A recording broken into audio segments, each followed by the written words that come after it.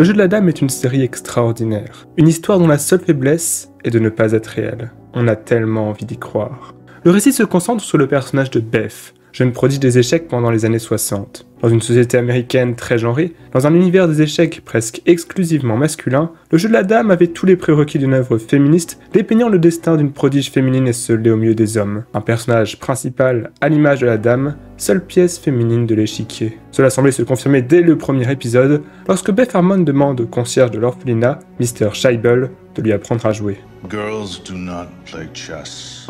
Mais étonnamment, sans être complètement écarté, cet enjeu sera relégué à un rang secondaire. Quand une journaliste lui demande en interview ce que cela fait d'être une femme au milieu de tant d'hommes, Beth répond qu'elle n'y prête pas attention. En fait, dans le jeu de la dame, le propos principal n'est pas le féminisme, c'est l'histoire de Beth. L'histoire d'une enfance sacrifiée, d'une prodige obsédée par les échecs, d'une femme tourmentée par sa solitude et ses addictions. C'est l'histoire d'une orpheline devenue reine.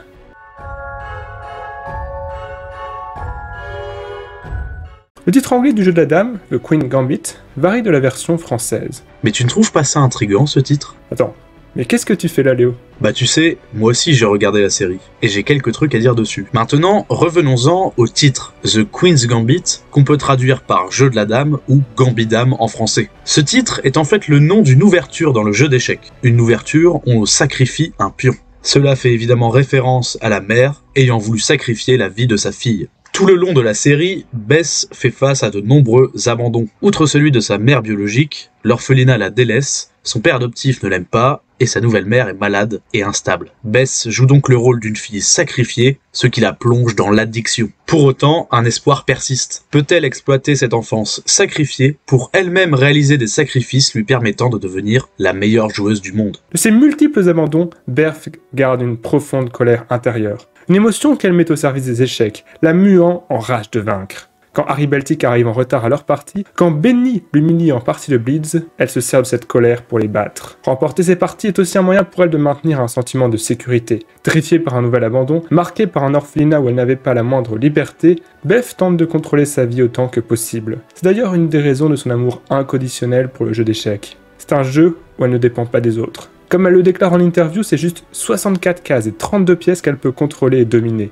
Un jeu de pure stratégie où les deux joueurs ont exactement les mêmes informations à disposition, exactement les mêmes pièces. En cas de défaite, elle est la seule à blâmer. L'absence de facteur chance, l'absence d'incertitude sont réconfortantes pour cette orpheline malmenée par la vie. Cette envie de tout contrôler se ressent également au niveau de ses expressions faciales, merveilleusement interprétées par la talentueuse Anya Taylor-Joy. Elles lui servent autant à masquer ses faiblesses qu'à déstabiliser ses adversaires. Pour le spectateur peu connaisseur des échecs, il suffit simplement de regarder le visage de Beth Harmon pour voir à quel point elle domine ses parties. Cependant, la jeune prodige n'est pas invincible et se taille bientôt des adversaires à sa taille. Benny Watts et Borgoff lui infligent bientôt ses premières défaites en compétition. Et s'il y a bien une chose que Beth ne supporte pas, c'est bien la défaite. Après avoir perdu, elle a l'impression de perdre tout contrôle sur son existence. Cette éventualité la terrifie, réveille ses peurs enfouies. Après ses premières défaites, Beth se met à travailler de plus en plus pour vaincre un à un ses adversaires. Elle étudie de longs livres d'échecs, réfléchit à des ouvertures. Finalement, elle anticipe. Les échecs sont un jeu d'anticipation. Il faut toujours anticiper le ou les prochains coups adverses. Mais ici, elle ne fait pas qu'anticiper son prochain coup lors d'une partie. Son travail acharné pour les échecs montre son anticipation pour tout un tournoi, où elle se concentre toujours sur le plus fort et le plus dangereux. Comme un calcul pour la mener vers l'échec et mat, elle calcule pour gagner le tournoi, voire même, elle calcule pour devenir championne du monde. Cette volonté de ne jamais être surprise, déstabilisée, associée à sa soif de victoire, cela traduit plus qu'une simple anticipation. C'est un contrôle. Beth souhaite contrôler ses prochains résultats et met tout en œuvre pour cela. Mais ce contrôle ne se limite pas aux échecs. Il se ressent dans l'ensemble de la vie de Beth. Tout doit être ordonné comme elle le souhaite. Après avoir racheté la maison de ses parents adoptifs,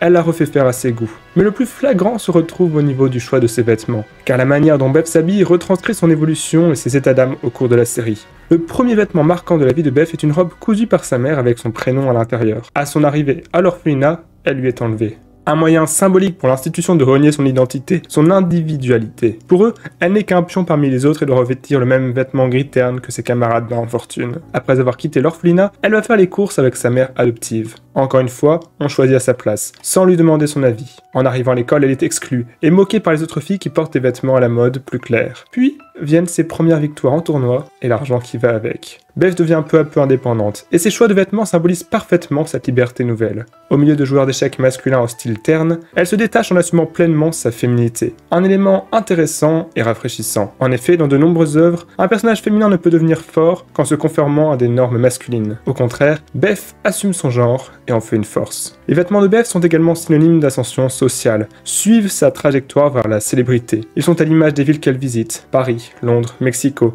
montrent son ouverture au monde. Malgré leur variété, on retrouve souvent des motifs géométriques dans ses vêtements, qui semblent parfois dessiner des plateaux d'échecs, illustrant bien sa passion dévorante pour ce jeu. Les habits de Beth n'incarnent pas qu'une liberté grandissante. Ils montrent aussi une jeune femme qui se conforme à des normes, à une mode. Leur évolution montre aussi celle d'une époque. Les pantalons, jusqu'alors considérés comme des vêtements de travail, sont de plus en plus portés par les femmes dans les années 60, et Beth ne se fera pas prier pour en essayer. On pourrait aussi voir les changements de style de Beth comme ceux d'une jeune fille qui se cherche, en quête de sa véritable identité. Une femme qui se maquille et se part parfois pour se protéger, cacher son vrai visage. Dans l'avant-dernier épisode, alors qu'elle est en train de sombrer, son maquillage la défigure complètement, montrant sa perte de repère. Une femme qui ne se retrouvera finalement que dans la scène finale, après avoir réalisé le rêve d'une vie avec son splendide vêtement de dame blanche. Le style de Beth illustre aussi sa relation avec Alma Whitley, sa mère d'adoption. Alma choisit d'abord pour sa fille sans rien lui demander. Puis leur lien évolue, laissant place à davantage de complicité. Les deux femmes vont acheter des vêtements ensemble par plaisir. Après la mort d'Alma, Beth commence à porter certains de ses vêtements, peut-être un moyen de lui rendre hommage. Une scène en particulier est intéressante à analyser. Il s'agit des retrouvailles de Beth avec l'une de ses anciennes camarades de lycée. Cette dernière, très populaire dans sa jeunesse, est devenue une mère de famille américaine rangée. Elle continue de porter le même style de vêtements alors qu'ils ne sont plus du tout au goût du jour. En face, Beth embrasse la mode de son époque et a complètement changé. Leurs apparences illustrent parfaitement leurs différents états d'esprit et leurs différents choix de vie. Je pense que vous l'avez compris, le choix des vêtements dans le jeu de la dame est loin d'être anodin et a été particulièrement travaillé par les costumiers de la série. En s'y intéressant de plus près, on peut se laisser aller à de nombreuses hypothèses et théories. Par exemple, au moment de sa défaite contre Borgoff à Paris, Beth porte une robe vert pâle, de la même couleur que les pilules qu'on lui donnait à l'orphelinat, tout un symbole. En effet, ces petites gélules ont une signification très particulière pour Beth. Elles lui ont d'abord été imposées comme à des centaines d'autres enfants pour s'endormir plus vite le soir. En cela, Beth est victime d'une institution qui drogue ses enfants pour s'assurer la paix. Les pilules deviennent de plus en plus nécessaires à la petite fille qui est prête à voler pour se les procurer. Après en avoir appris, elle est capable d'imaginer les pièces d'échecs sur son plafond, se sent stimulée intellectuellement. Au fur et à mesure, elle se persuade que cette drogue est à la source de son génie. Quel est le versant négatif de son ascension sur la scène échiquienne? En grandissant, peu aidée par une mère adoptive portée sur l'alcool, Beth commence aussi à boire plus que de raison. Drogue et boisson l'aident à s'abandonner, pour relâcher un peu l'énorme pression qu'elle subit et qu'elle s'inflige. Et quand coup sur coup elle perd Madame Whitley et son match contre Borgoff à Paris, Beth perd complètement pied. Elle consomme sa relation avec l'alcool après un flirt de plusieurs années. Mais avec le temps, la drogue ne lui fait plus autant d'effet que quand elle était enfant. Elle ne suffit plus à faire passer la douleur. À présent, elle l'empire. Et dans l'épisode final, Beth comprend qu'elle n'en a plus besoin, qu'elle n'en a en fait jamais eu besoin. Elle est plus forte, sans en consommer. Après avoir jeté ses pilules dans les toilettes, à la veille de la finale mondiale, elle joue une partie brillante contre Borgoff. Mieux, elle parvient à visualiser les pièces au plafond en pleine partie, ce qu'elle n'avait jamais réussi jusque-là. Ce dernier épisode montre donc que le jeu de la dame est bien loin de faire la publicité de la drogue. Il montre qu'on n'est pas obligé d'être malheureux ou de souffrir pour remporter de belles victoires. Contrairement à l'idée répandue, un génie n'est pas obligé de sombrer. Le jeu d'échecs est un sport où on ne joue pas uniquement contre son adversaire, on joue aussi contre soi-même. Les victoires de Beth lui apportent ses premières émotions fortes et positives. Ce sont ces nouvelles émotions qui lui permettent de se débarrasser des pilules, qui n'ont maintenant plus aucun effet. On est bien plus que dans le cadre échecien. Jusque-là, Beth vivait une vie terrible, pleine d'abandon, et elle a donc trouvé refuge dans la drogue. On comprend que si la vie de cette fille était une partie d'échecs, elle serait bien sûr dans une très mauvaise position, la drogue lui permettant de ne pas abandonner tout de suite. Mais les effets de celle-ci diminuant, elle sent que sa vie se rapproche de l'échec et mat, en sa défaveur. Alors, lorsque ses victoires font basculer l'avantage sur l'échiquier de sa vie, Beth retrouve l'espoir. Lorsqu'elle dit qu'elle n'avait rien gagné avant, elle parle évidemment des échecs, mais elle comprend aussi sa revanche sur son enfance sacrifiée. Un autre thème de la série accompagne parfaitement l'évolution du personnage de Beth, c'est l'exploration de sa sexualité. Dans son enfance, elle en ignore tout et est fascinée par la force qui semble aimanter les personnes plus âgées qu'elle, les faisant se comporter de bien étranges manières. Il lui arrive même d'espionner une fille plus âgée à la bibliothèque. Bien sûr, elle n'a aucune sensibilisation à ce sujet à l'orphelinat et n'en parlera pas non plus avec sa mère d'adoption.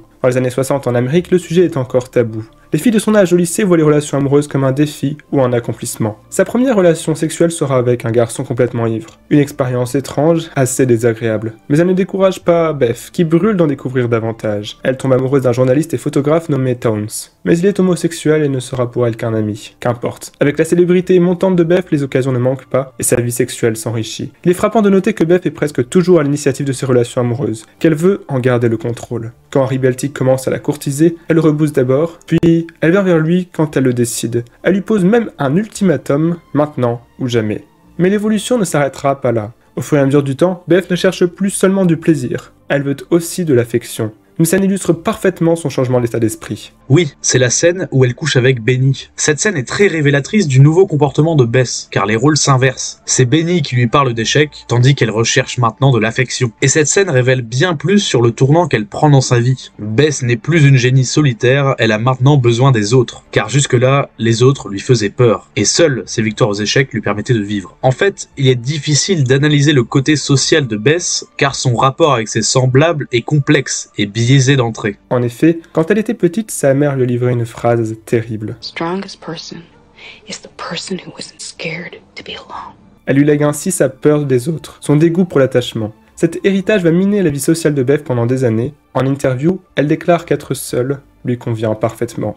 La jeune fille a un regard négatif du monde à cause de ses traumatismes d'enfance, mais va peu à peu apprendre à en découvrir ses côtés positifs. Un jour, alors qu'elle va acheter des médicaments pour sa mère, elle vole un magazine d'échecs. Le marchand se rend compte mais ne dit rien parce qu'il a compris qu'elle en avait besoin. Plus tard, ce seront Harry Baltic puis Jolene qui viendront à son secours alors qu'elle lutte contre ses démons. Le personnage d'Harry Baltic illustre parfaitement le paradoxe du rapport de Beth Harmon avec les autres. Elle cherche à ne pas être seule et en même temps fuit les autres pour ne plus être abandonnée. Finalement, lorsqu'elle le loge pour qu'il lui donne des leçons, elle ne l'accepte ni pour les échecs ni pour en faire son petit ami, simplement parce qu'elle a cruellement besoin de présence humaine. C'est pour cela qu'au moment de son départ, lorsqu'il lui dit ne pas être sûr d'avoir servi à grand chose à cause de son trop faible niveau, elle lui répond qu'il l'a aidé. Et même après qu'il se soit perdu de vue, il revient lui dire une dernière fois de prendre soin d'elle, en lui parlant des problèmes d'addiction qu'il a connus dans sa famille. Ce même besoin de présence humaine va pousser Beth à aller boire avec Cléo, jeune mannequin française à la veille de son match contre Borghoff à Paris, provoquant sa défaite. Mais il n'est pas seulement une faiblesse, bien au contraire. Car les moments passés avec Townes à la veille de son match contre Borghoff sont salutaires. Alors que les autorités lui ont laissé un visa, en espérant qu'il la distrait, le journaliste aura finalement exactement ce dont Beth avait besoin, une présence, ne pas être seule. Cette présence est aussi amenée de manière plus indirecte. En effet,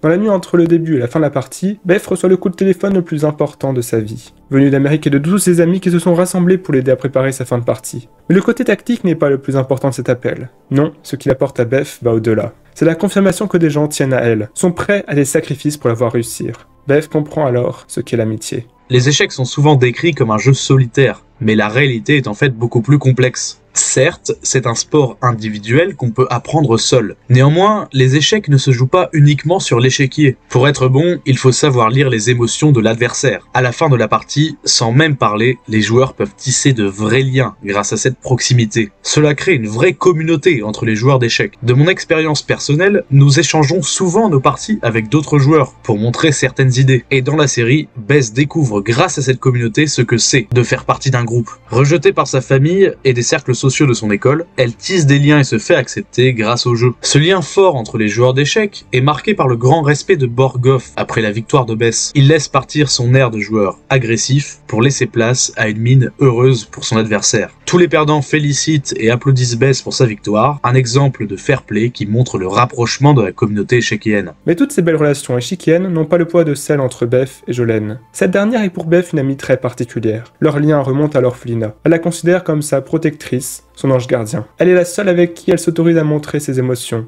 à pleurer.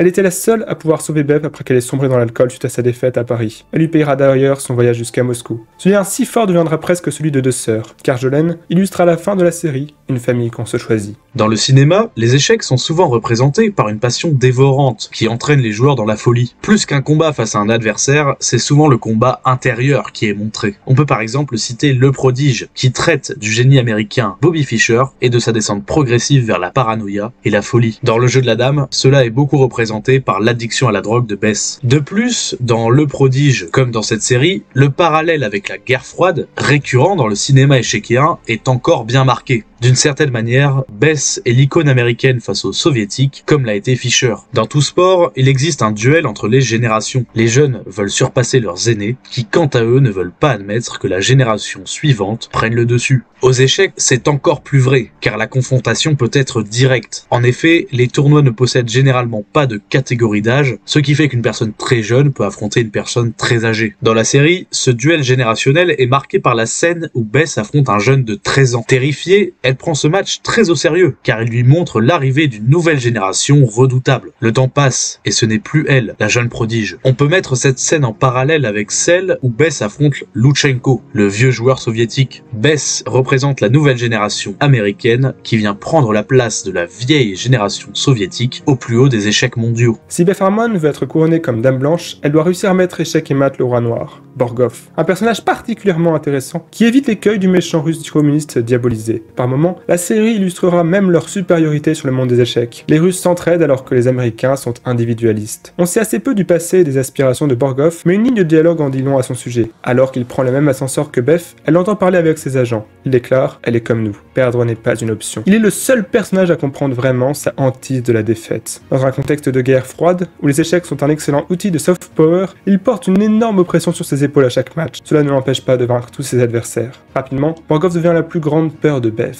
Elle sait qu'il est le meilleur joueur du monde, le seul qu'elle n'est pas sûre de pouvoir vaincre. À chaque fois qu'elle s'apprête à l'affronter, elle s'effondre mentalement. L'illustration la plus criante est évidemment son match à Paris, où elle se présente en retard et dans un état lamentable. Pour le vaincre, elle devra retrouver une sérénité intérieure. Elle devra faire la paix avec son passé, revenir dans l'orphelinat et faire le deuil de son mentor, Monsieur Scheibel. Bess décrit Borgov comme un homme dont le visage ne laisse passer aucune émotion, ce qui la fascine et la terrifie à la fois. Et c'est normal. Les échecs se jouent avant tout sur l'échiquier, mais aussi en dehors. Un grand joueur sait cacher ses émotions pour ne pas dévoiler son plan de jeu ou donner de la confiance à son adversaire. Lire les émotions adverses, c'est tout un pan du jeu d'échecs qu'il faut savoir maîtriser pour arriver au plus haut niveau. Bess admire la discipline et l'absence de doute chez Borgov, qui est certes son adversaire ultime, mais aussi son modèle. C'est plus qu'un antagoniste, c'est un mentor. Mais même les plus grands champions sont humains, et au fur et à mesure de la série, Borgov va trahir certains sentiments. Bess découvre alors que l'ogre soviétique n'est pas une machine, mais qu'il est bel et bien faillible. Plusieurs scènes illustrent ce basculement d'un adversaire invincible presque aussi fort qu'une machine